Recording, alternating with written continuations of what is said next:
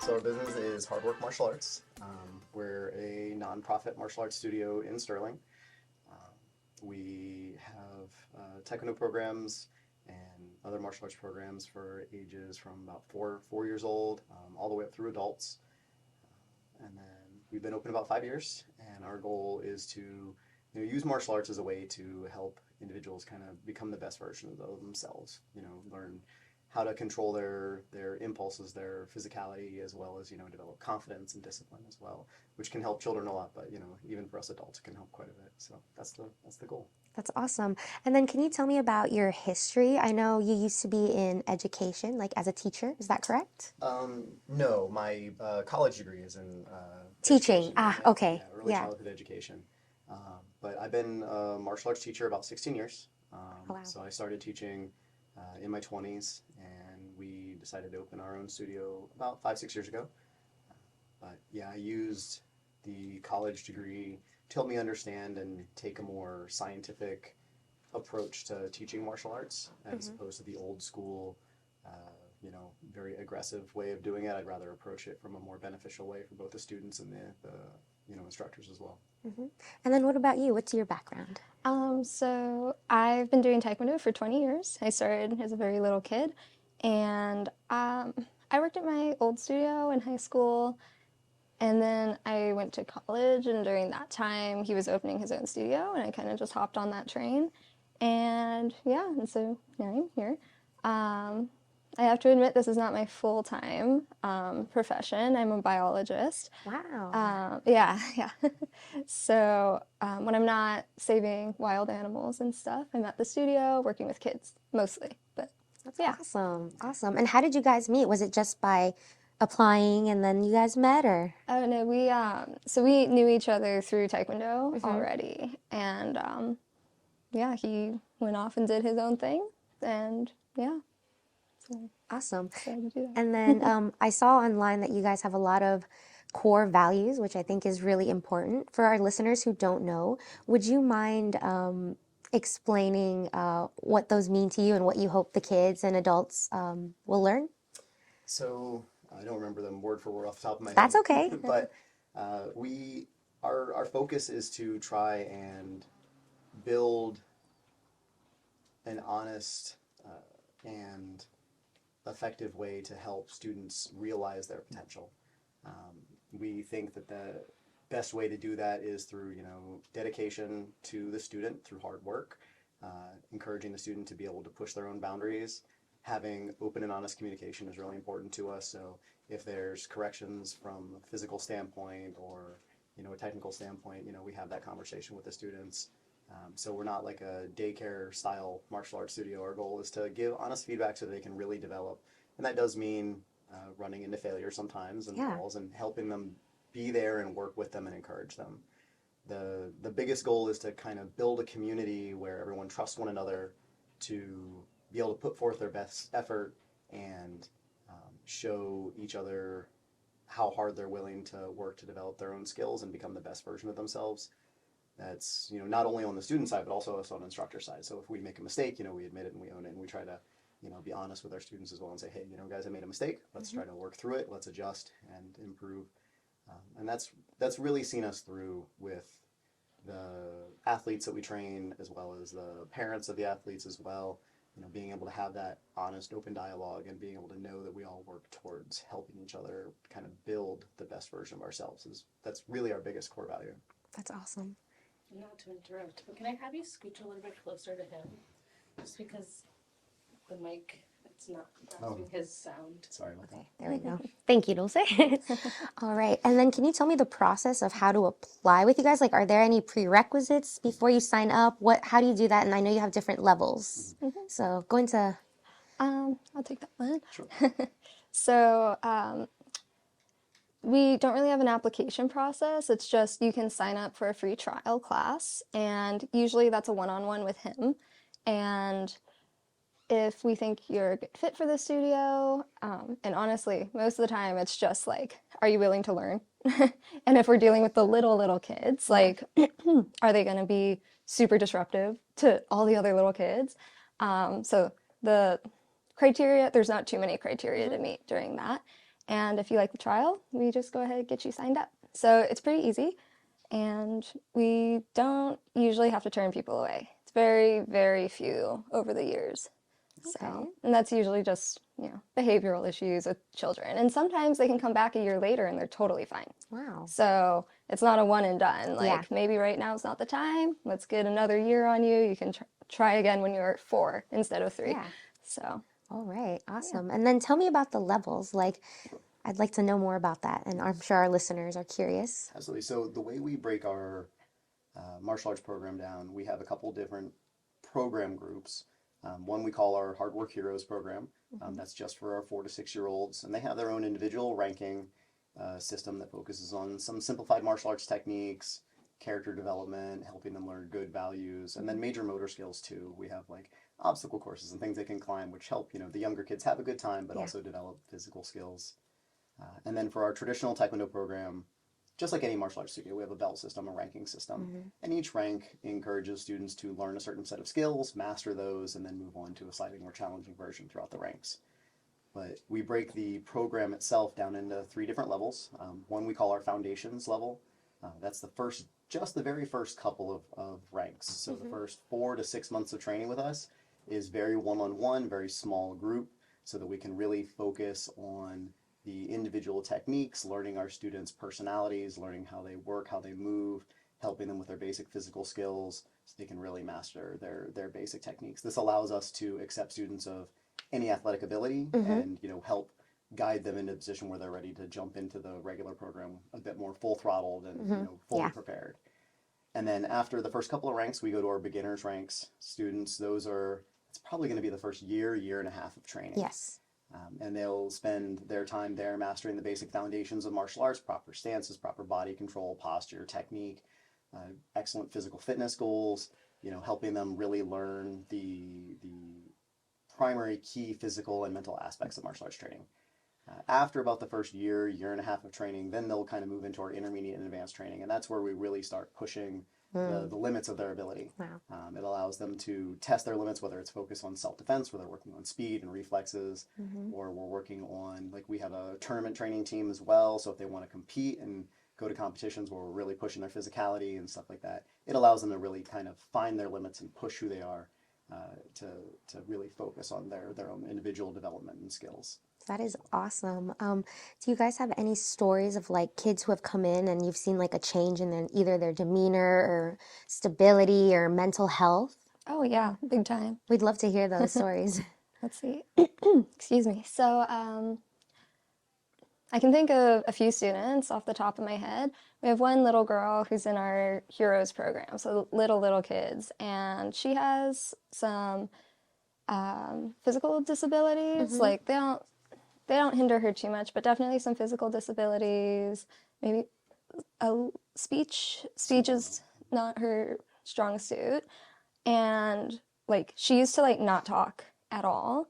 But whenever we start our class, we bow 3 times, and whoever is leading the class, like the first student in line, or first and second students, they have a job to do. They have to say things out loud, and now she can do that.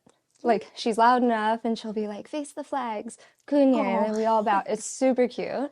And, like, she used to sit down during class, like, she wouldn't want to participate. And, yeah, now she's one of our star little kids. That's awesome. Yeah, so that one's really cute. We've had, I can think of 2 other students.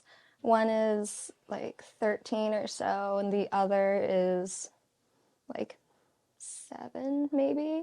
Both of them have not severe physical disabilities, but definitely like coordination issues. Like they've been in physical therapy, and sometimes it can be hard to work with kids in that aspect, because it's like, okay, like you have to do this exercise so you can get better at what we're trying to teach you.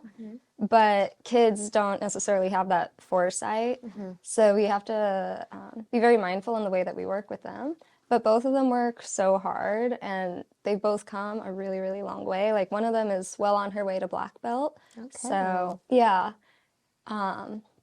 and super unfair. Her sister is like an athletic god. Like they don't seem like sisters at all. Oh my gosh. So yeah, there's like a stark contrast, and obviously you have to be super mindful of Yes. like people's feelings and physical abilities there. And then the last one I'm thinking of, I know we have one student, at least one student, and their home life is not like the most idealistic, let's say. It's not the worst, but you know. And when you're a young teenager going through that, it's obviously difficult. Yeah, And especially she's, during those years. yeah, and this student's very mature and just phenomenal. And they found like a home at the studio. And I know we have at least a handful of students who've actually told me like, hey, like you guys are like my second family. Like I'm just super happy to be here, and they come in all the time. So yeah, we can definitely see a lot of growth. Do you have any of other ones you think of? That's amazing just to hear that and their change in their demeanor. I guess it gives them that confidence, and you guys allow them to be themselves and really put themselves out there. Because I don't know, I'd be shy to do like the moves. I'd be like, I don't know what I'm doing. So It is, yeah, I tell everyone this, and especially our little kids. I'm like, look, guys, I started when I was 4, and my first day, I sat behind the bags and cried until my mother same, picked me I would up. do that. So I'm like, I've been there. Like we've both been there before, so we can relate to that. But One of the things we try to do with our students, not to highlight like specific individual students, but she brought up a good point. We try to approach our martial arts facility as what we call a third space. You know, whether we are an adult or a kid, a lot of the time our life we spend at home with our families where we have certain expectations and we have certain requirements. You know, if you're a parent, you have to sit there and you have to take care of your kids. If you're a kid, you have to maintain the standards that your parents expect of you. You know, and the other space they go to is either school or work, where again, there's somebody in charge and you have certain responsibilities and obligations. And so whether you're training in martial arts, or sometimes we'll have students who just come in and they just need a space to hang out. The idea is to provide a safe space away from any of those other obligations, so students can really find out who they are on their own and have a space where they don't have those requirements and those obligations. The only thing we ask is when they come in, they do their best to be the best version of themselves, put that work in, and not for us, not for anybody else, but for themselves. And you know, sometimes we'll have students come in and they'll stay a little late, or they'll ask for extra one-on-one help. And sometimes it's because they want to get better, and sometimes, you know, they just need a few minutes to rest and, you know, not be under the obligations of somebody else for a little bit. And that means a lot to us, that they can trust us to have that space. Absolutely. And we've noticed over the years, giving those students that opportunity to have a space that is theirs, you know, and they can contribute to and help develop and make better through their own effort, it allows them to improve themselves much more dramatically because they trust us, because it's their space. Yeah. You know? And that has helped significantly, whether it's a student like she would bring up that has like a physical challenge. We've had students who were born prematurely, who are just very small for their size, and you know, now they're out winning tournaments and competitions. That's and, awesome. You know, we have some students who have speech impediments and they're shy, but by learning to yell and project their voice, they're learning to be more confident. You know, sometimes it's like when I started martial arts, I was bullied a lot. I was a little nerd kid, so I was not a natural athlete by any stretch of the imagination. So it helped me become athletic and strong enough to keep myself safe, which in return helps develop confidence and discipline. So, you know, by seeing the way it's kind of adjusted and helped me, and then using that to, whenever a student has frustrations or difficulties, say, hey, I've been there. You know, we try to give them that space and be understanding, because we all have our own challenges. Yes. You know, and we want to give the students the place where they can explore that and challenge themselves without extra obligations. Yeah. That's awesome. I love that you guys have not only provided a place where they can de-stress, but also a place where they can be open and honest with you guys and just feel like a second family. So thanks for sharing that. Absolutely. As far as marketing goes for your business, what do you guys like to do? Like anything on social media in particular? So actually, it's been kind of it's been a learning process. So a lot of the advertisement campaigns that we've tried to do, whether it be like hard copies or online, a lot of them have not been super successful. we did hire a company at one point, and like they got us a few leads, but like very few of those people actually stuck around. We found that the most surefire way for us to get clients is word of mouth. I Word hear of that a mouth, lot. or like, yeah, and people who see our location or something. Like, luckily, like we're in a retail space, which has its pros and cons, like as a business. But people walk by and they poke their head in, and or like little kids come by and they'll see our teenagers like swinging swords or something, like doing something cool. They're like, I want to do that, and I'm like, well, you're in the little kids class, Darn it. but you'll get there. I'm sure that motivates them. Yeah. I want the sword. I know. Oh yeah, we've gotten multiple little kids being like, "I want to swing the sword," and I'm like, Not "Give yet. it 12 years." Here's a padded one. Like, Yeah, padded one. So yeah, but back to the question. Yeah, advertisement. It's been kind of a little bit of a roller coaster. Anything to add there? Or? Yeah, the best opportunity for us, and like you said, you hear it a lot, is word of mouth helps. We develop and provide a high quality service. We know martial arts is a hobby for most people. It's not a requirement. So we really want, if they want to learn it, to provide them the best quality. And that, encourages people to say, hey, I love my martial arts studio. Let's invite my friends. Let's bring people in. We do offer community programs for advertising as well. We'll do self-defense seminars that are free or cheap and open to the public, and then we'll donate those funds to like laws or other local area groups as well. But mostly it's been word of mouth. We do Sterling Fest every year, so we're at the events and talking to people. We just try to be a responsible and invested part of our community. Yes. If people have ideas for advertisements to help our studio, we're the only nonprofit martial arts studio in the area. Oh, wow. Most studios are for-profit endeavors, and that's fine. But our goal is to try and make it as affordable to people as possible. Martial arts shouldn't be restricted by income. It's going to help people become better versions of themselves, no matter their age, no matter their income level. So we try to be a nonprofit to make that as affordable as possible. Yeah. But getting more people in the door helps, obviously. So if people have suggestions, we're glad to take them. Okay, noted. And I'm sure people will be listening. For anybody who's interested, what would you like for them to know about martial arts? Good questions. Martial arts is for everybody. That's the first thing I want people to know from my perspective. You don't have to be physically talented. A lot of people who start martial arts, it's usually for one of a couple reasons. They want to be in better shape physically. They want to have confidence because they're scared. They want to learn how to defend themselves because they're nervous. These are all good reasons, but usually those start because someone is not necessarily naturally athletic or naturally outgoing. And so these are skills that, just like anything, they're skills. They can be learned, they can be developed, but you have to be in a community and a place where they can do that. And you have to be willing to take that step. You have to be willing to, our school is hard work martial arts. You know what you're signing up for when you come in the door. We're not asking for talent, we're not asking for ability. We can help you develop those.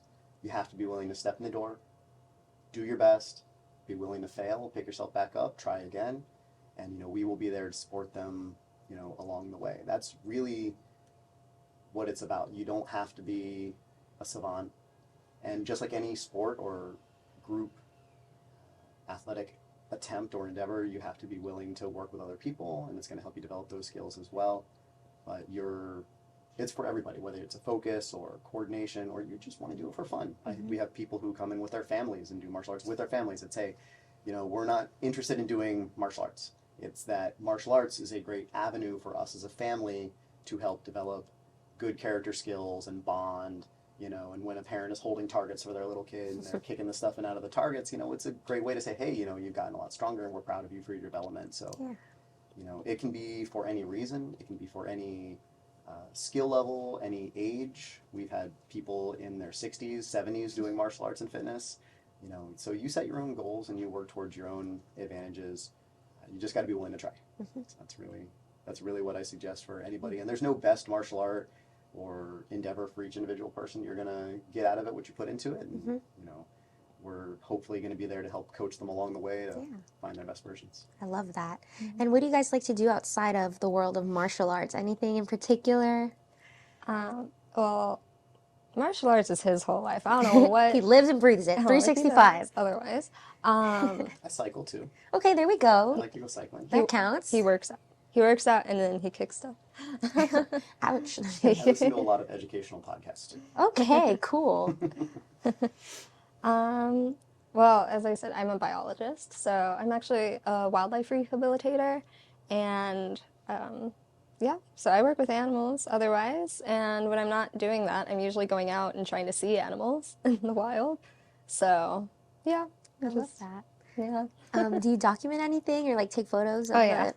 So I I've got like I had a hunch because people who like the wildlife, there was like, gotta get that picture. oh yeah, I've got like the giant 600 Oh, millimeter like telephoto lens. Yeah. Okay, cool. Yeah. And then as far as your business goes, are there any hardships that you guys had to overcome in order? Absolutely. COVID COVID. Yes, tell me about that. happened the year after we opened. Oh my gosh, that's wild. Yes. And so when we opened, and we're not a franchise, we didn't like poach students from other places. Like he was working somewhere else, and it wasn't like, hey guys, I'm moving over to this place, like come follow me. Like we started from the bottom, From scratch. like from scratch, and had to do that all ourselves. And it's mostly him, like because like I was in school for X many years, and I have a different profession. Like I help and I do what I can, and I do a fair amount, but like at the end of the day, it's he's the head honcho. He's the one who Okay. does the most. But yeah, so from the beginning, it's all from scratch. No help, no nothing. And then, you know, there was a long period of sitting there when he should have been running classes and we just didn't have any students. And slowly over time, we accumulated students. That was great. And we actually, it takes like 5 years to become lucrative in martial arts. And we were on the way to doing that in like 1 or 2 years. Okay. Is that the correct numbers? Yeah, that's about right. Usually Yeah. it takes between 3 and 5 years to make a martial arts studio profitable enough that it can float itself. Yeah. We did it in just under a year. And What did you do in particular? Do you think that helped speed that number up? well, we made a couple mistakes. Yeah. That's how you learned. Yep, that's how we learned. The first one was we just opened doors. We didn't have any grand advertisements. We just put a sign up and said, martial arts, We're open. come on in. And we were really lucky that that worked. And then word of mouth, and people were really supportive. And like I said, being community driven, you know, one friend refers another friend, another friend refers another, and then you have 3 friends who love training together, and that encourages more. But then, yeah, when COVID happened, we qualify as a gym, and so gyms had to close. Yeah, Right? I remember that. And then after that was like 75% space, 50% space, 25% space. Man. And we were kind of lucky in the COVID situation because, yeah, we had to close because we were a gym, but also we're childcare. So we were able to open that portion, Yeah. like, you know, with restrictions and everything. So having that income was helpful. So, yeah, started from scratch. COVID happened, bounced back from COVID, and then moving locations. We actually just moved locations in December to a much larger space. From where to where? Like what city? So we are in Sterling. We literally moved across the parking lot. Oh, not too far. Yeah. It was fantastic. Unfortunately, that was a bit of a process due to like COVID rent complications and the landlords and their lack of communication. So that made that process a lot more stressful and time consuming and everything than it needed to be. But luckily, that's all smoothed out, and we're in a nice big studio space now. So Good. Yeah, we were at a 2,000 square foot space, and now we're at a 3,300 square foot space. Okay, yeah. Yeah, nice new facility. During that time, what else do we do? Our studio has been since we opened, but we're part of Team USA, which is the U.S. Olympic path. Yes, yes. So we've, become members and instructors with Team USA, and there's safe sport training. I wouldn't necessarily say that parents or students necessarily care about a lot of those, because when you start martial arts, your certifications parents don't know what to look for when it comes to those certifications. But being members of World Taekwondo and the Kukiwan organization and Team USA has definitely provided us the opportunity to bring a lot of higher level training And then, there's an Olympic path for those athletes who really, really, really want to push. Wow. You know, Have you had some that pushed all the we've way? we've had at least one student in the past who's a national champion. I myself was a U.S. Olympic team qualifier 25 years ago, Wow. a long time ago. So national champion and then qualified for the U.S. team. But then I ruptured my Achilles tendon, Damn. which took me out of competitive training for a long time. But it allowed me to find a thing in which I love doing, which is teaching. Yeah. When you spend a long time not being able to walk, you're like, what things matter most to you? Yeah. And it's helping people learn. That was it for me. So. Okay. And then just to wrap things up here, is there a message or anything you'd like for our listeners to know? It can be in regards to the world, martial arts, anything, wildlife, anything. Well, wildlife, that's a slippery slope. That's like a whole interview by itself. If you got time, I got time today. A little, if you want to share a little bit about that, why not? Can I just like plug my center? Yeah, please do. Because they're a fantastic resource. So I work at Blue Ridge Wildlife Center. It's out in Boyce, Virginia. And if you find any wildlife, if it's a mammal, don't touch it with your bare hands. Flat, absolutely do not touch it with your bare hands. Noted. Generally don't touch things with your bare hands, but definitely mammals. And if the animal's in a safe location or you're like, I don't know what to do, call Blue Ridge Wildlife Center. They will let you know everything you have to do. Then I don't have to tell you during our martial arts podcast. But yeah, there is a lot, and a lot of people make a lot of incorrect assumptions and do worse by the animal than they intended. So that's that. That's my thing. But with martial arts, like as he was saying, it's for everybody. And another way to phrase that is it's what you make of it. So as he mentioned, sometimes we have people who are casual, I kind of just want to try this. And then we have people who are lifelong martial artists, like, hey, I've never done Taekwondo, I want to try it. And as he said, our name is Hard Work Martial Arts. You get out of it what you put into it. So it's up to you. And with that advice, if you are looking for martial arts training, definitely choose a studio wisely. And if you're not happy at your studio, leave. Find something else. That's probably my biggest piece of advice. Don't feel stuck where you are. There is a place for you. And if something is rubbing you the wrong way about whatever place you found, whether it be in martial arts or somewhere else, know that you have options. Yes. So. I guess life lesson that we've learned that we kind of based our studio on. Our motto for our studio is earn it. Ranks aren't given, they're earned. One of my favorite quotes, which is misattributed, but one of my favorite quotes is hard work overcomes talent when talent refuses to work hard. The core principle I think that we found works well for life is a lot of people will say, if you work hard, you will succeed. That can be true to some extent, but for people who are underprivileged, they may not have the opportunities. So we believe, and the way we try to phrase it is hard work and the dedication to your craft, whatever it is, will allow you the skills to help you succeed when that opportunity is presented for you. We may not always have that opportunity, but if we are given that chance, given that opportunity, and given that support, ultimately we can make of that whatever we want, but we have to be prepared for it. Yeah. Whether it's martial arts training, I was really lucky as a kid. I happened to train under one of the first grandmasters of Taekwondo who came to the U.S. And so from a lineage standpoint, second generation, I was the first non-Asian to get a black belt under him back when I was 12 years old. Wow. But I happened to just have that opportunity, and then my hard work helped me make of it what I have. Yeah.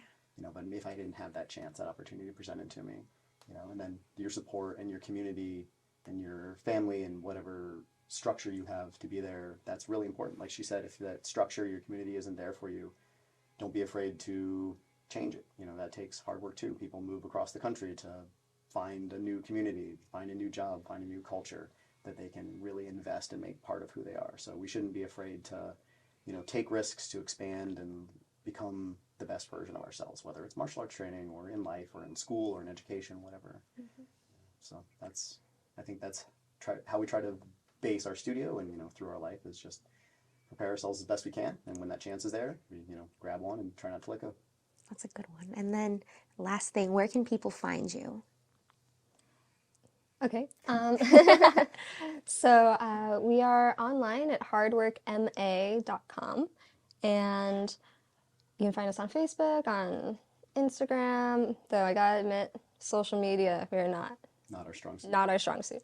That's okay. That's okay. But yeah, you can find us on our website, email, call, text us. All the information is there. You can Google us. We come up. And yeah, if you have any questions, feel free, let us know. Swing by. The studio itself is located in Sterling. So right off Route 7, right near the Parkway entrance. So we're right there. By the Burlingtons and the Santinis and Chick-fil-A. Okay. Awesome. Oh, another side note that's Yes. good to know is we are becoming increasingly Spanish inclusive. Oh, wow. Thank you. I'm just So- kidding. Not really. So yeah, like I took a trip to Ecuador in 2021, and after that I started learning Spanish, and I'm not the best, but I spent 3 months in Costa Rica. I've been doing my Duolingo, and I'm actually at a point where I can talk to like fully Spanish speaking families. Like there's a Okay. ton of Latino people in our area, and a lot of the parents don't speak English. So That's a huge help. yeah, so if anybody listening either doesn't speak English or knows someone who's Habla español. yeah, if you know anyone who needs that, I'm working on it, and I've been kind of successful. So Awesome. proud point for me. Yeah, absolutely. That's something to be proud of. Well, thank you guys so much for coming in. It was a pleasure to talk to you and learn a little bit about martial arts and what you guys do. So yeah, thank you. Awesome. Thank Thank you for you. having us.